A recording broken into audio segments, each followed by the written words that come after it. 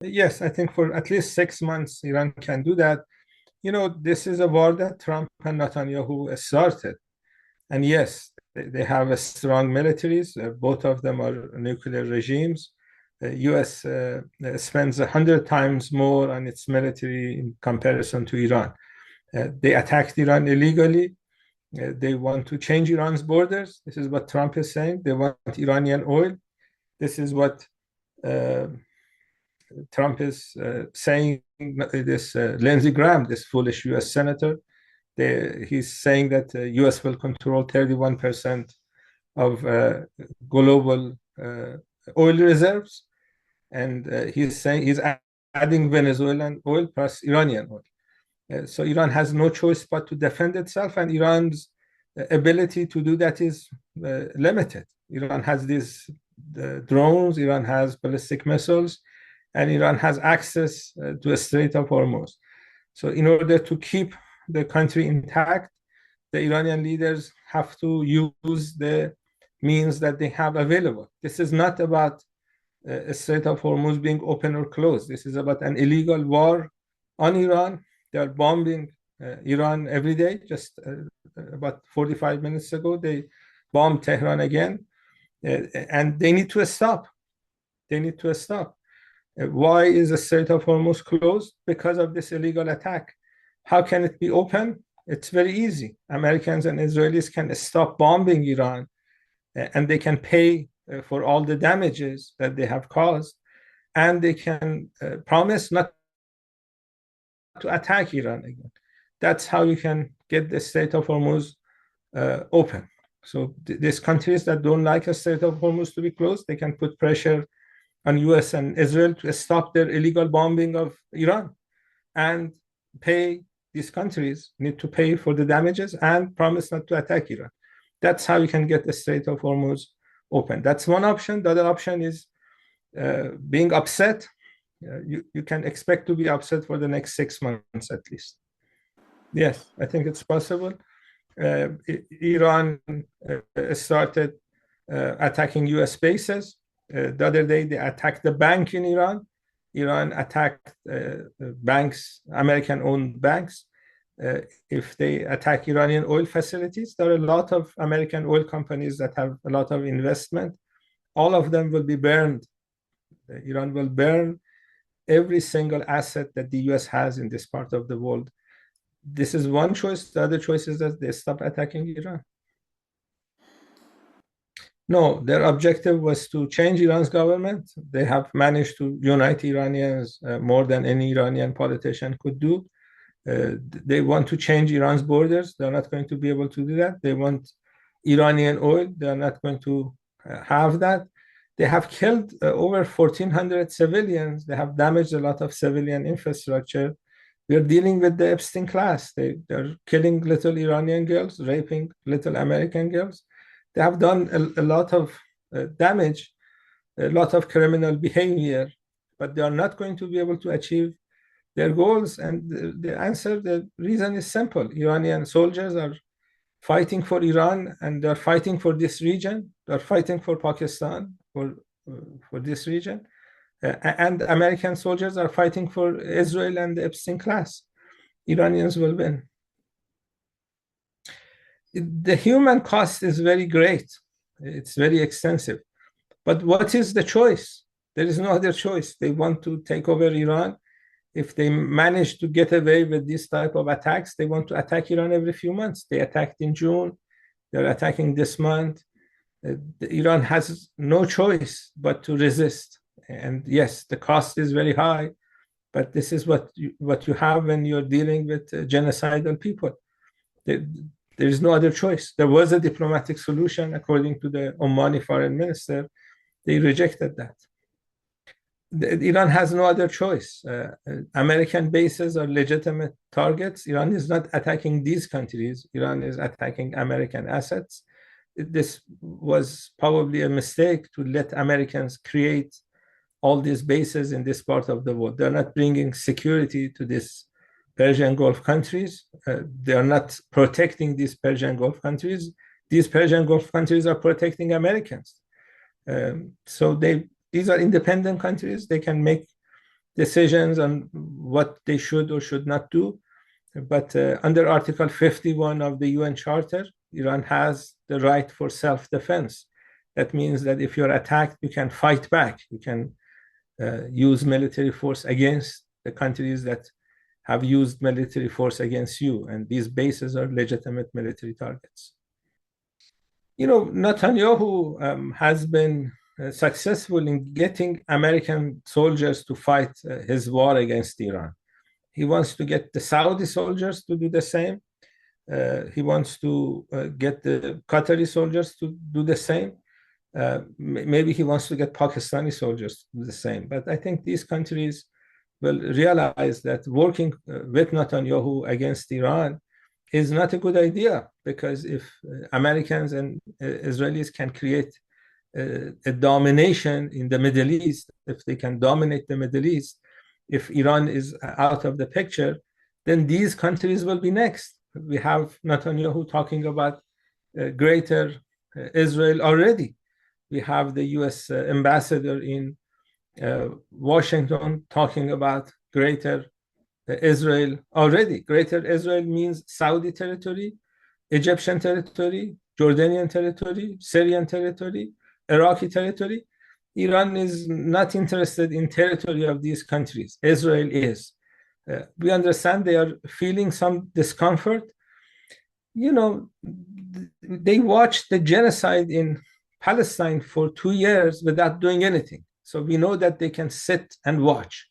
So the best option for these countries would be to sit and watch. This is a serious business.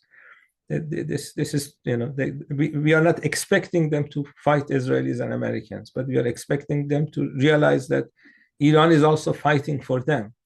And once they realize that, then working for Netanyahu would not be a good option for them.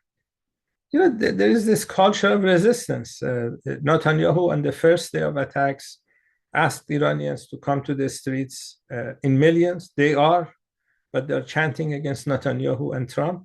I don't know if you saw the Quds Day demonstrations yesterday. We had bombings just a couple of hours before the demonstrations. The bombings were designed to discourage people to come. People came, and then we had bombings in the middle of demonstrations. The bombings resulted in the killing of one mother. And instead of running away, I don't know if you have seen the video. People see the smoke of the attack and they shout against Trump and Netanyahu. This is what Iran is. There is this culture of resistance, and this culture of resistance will make sure that Iran's borders will remain intact. It will ensure that the other side will be defeated. He was not a candidate for this position. There were others that could do this. There was a vote. He got the highest vote in that assembly of experts. I think the people who voted for him realized that he could bring consensus among different stakeholders in the country. So this was their choice. It was not his choice. It was not his father's choice. We have reports that his father did not like the idea of him becoming the leader. But at the end of the day, this is how the system works here. We have these 88 people that are elected by ordinary citizens. They get to choose the leader, and they can dismiss the leader as well.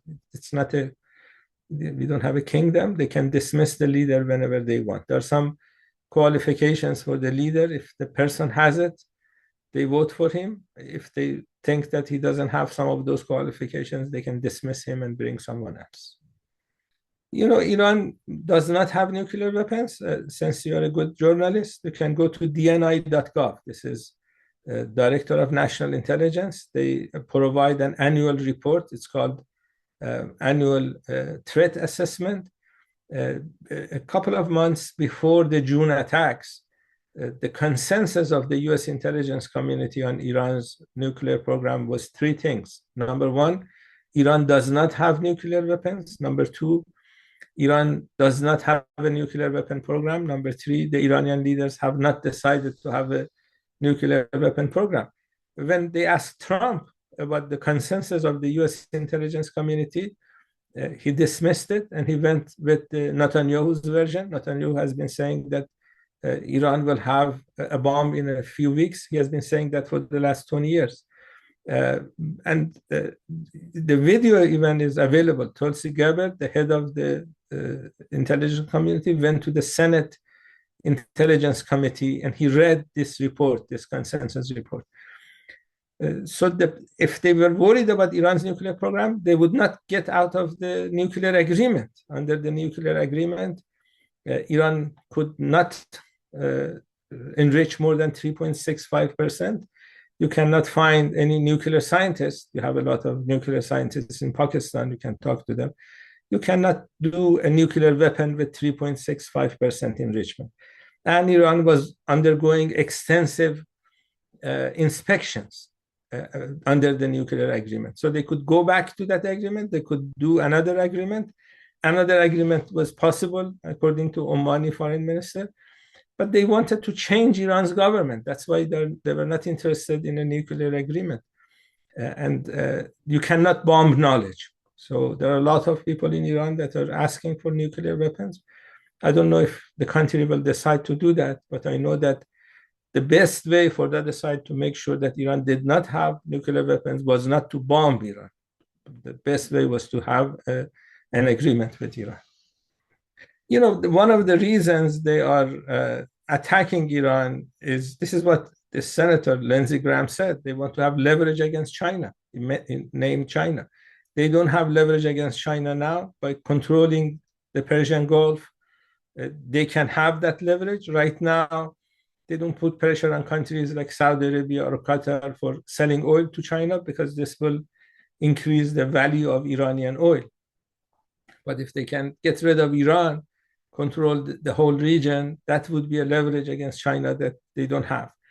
And Chinese leaders understand that. So the choice Chinese leaders have is between bad and worse. The bad situation is the Straits of Hormuz are closed. This is causing some discomfort for China. Worse is Americans achieving their goals and then permanently they will use the Strait of Hormuz to get concessions out of China and create leverage against China. So they understand that. Many Iranians were hoping that these countries, Russia and China, would do more, but Iran is an independent country. Our defense doctrine relies on internal resources. If these countries want to help, that's good. If not, we can manage. You know, they have done a lot of damage. They have a lot of airplanes, a lot of bombs. The damage is extensive. That is not the question. The question is that by starting a war against Iran, they have given Iran permission to fight back in a manner that Iran chooses. And finishing this war they started is not going to be their choice. So as I said, for this war to finish, they need to stop attacking Iran, number one. Number two, they need to pay for all these damages that they have done. Number three, they need to promise not to attack Iran again. So they're going to suffer extensively because of the mistake that they made. It depends on the help that the country is providing to the United States. I think the assessment of Iranian military has been that the UAE has been more helpful to the United States in comparison to other countries. And I think that's the reason they're doing that. You know, they hosted the Israeli president in the middle of genocide. So we have a part of Israeli military defense complex is located in UAE. They have taken over areas in UAE. Israelis have. These are legitimate targets for Iran, the Israeli military complexes and industrial complexes in UAE. So I think it's because of their close relationship with Israel.